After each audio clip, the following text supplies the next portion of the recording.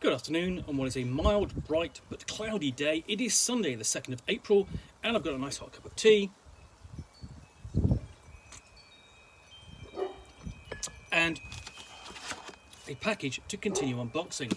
Now, I have already pulled out a copy of this, which is Dead Lions, which is the second book in the Slough House series of novels by Mick Herron,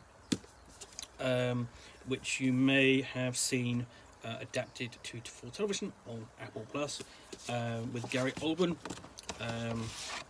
But the third book is Real Tigers.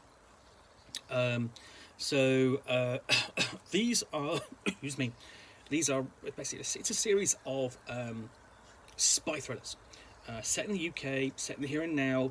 They do involve contemporary politics, and there are some sly digs in there about our current government, in which the main characters are washed up, rejected, or disgraced spies.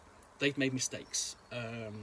They have, they're alcoholics. They've made mission mistakes. They might have committed fraud but not been proven, and so on.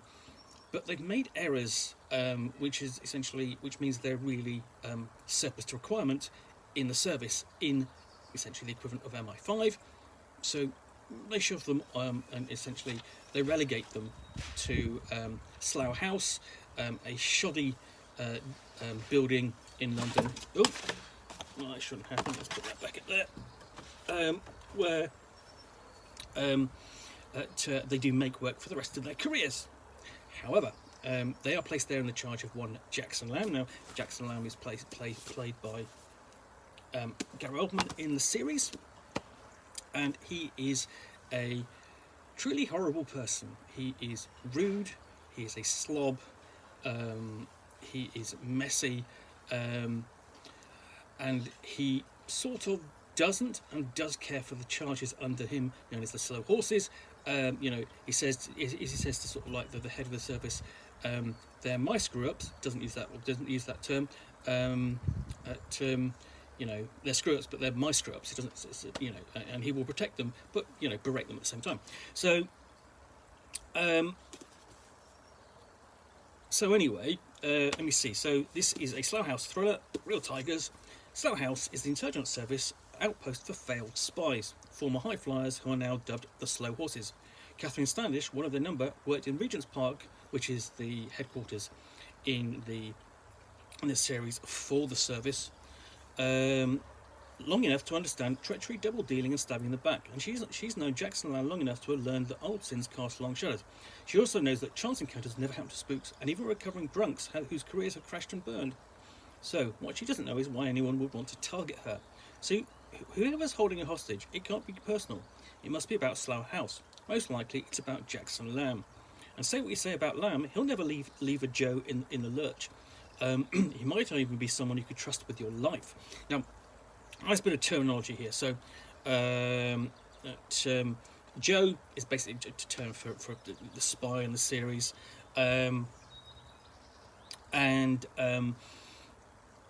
That captures the feeling of Jackson Lamb himself. In the previous book, he's looked into an old colleague from when he was running operations elsewhere abroad in Berlin against Moscow, and that was in Dead Lions. And in this one, he's basically going to corral his team of useless screw-ups to undertake a mission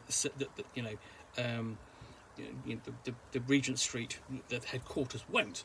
And Jackson Lamb is quite, at the same time as being a slob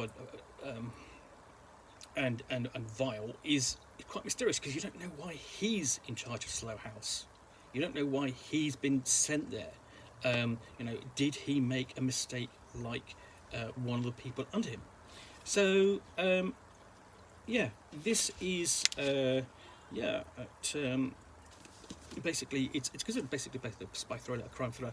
It's put under that kind of label, and these are really entertaining. They're not fast-paced spy thrillers by any means. Essentially, they're a bit more sedate, because essentially we are dealing with the slow horses of Slough House.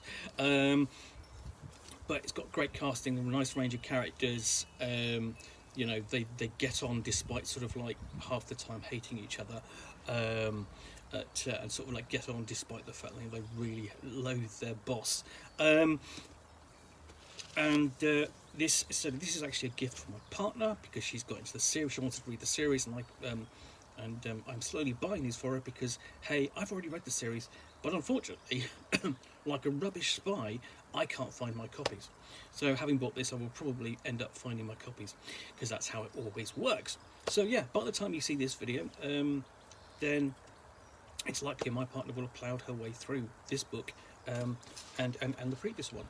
So yeah, nevertheless, as recommended by my friend Dave, these are really good books. They're really entertaining, and there's about 9 books in the series, worth tracking down, and you really enjoy them. Anyway, thanks for watching another unboxing of the Nook. If you've enjoyed this, then please do click on the like button down below. And of course, if you've got any comments or feedback, I do appreciate you taking the time to post those. And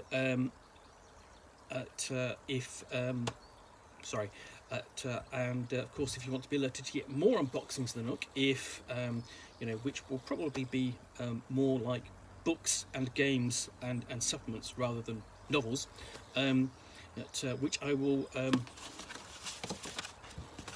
receive in a package and unbox and chat about to the best extent of my knowledge for roughly 10 minutes or so, all of course accompanied by a nice hot cup of tea.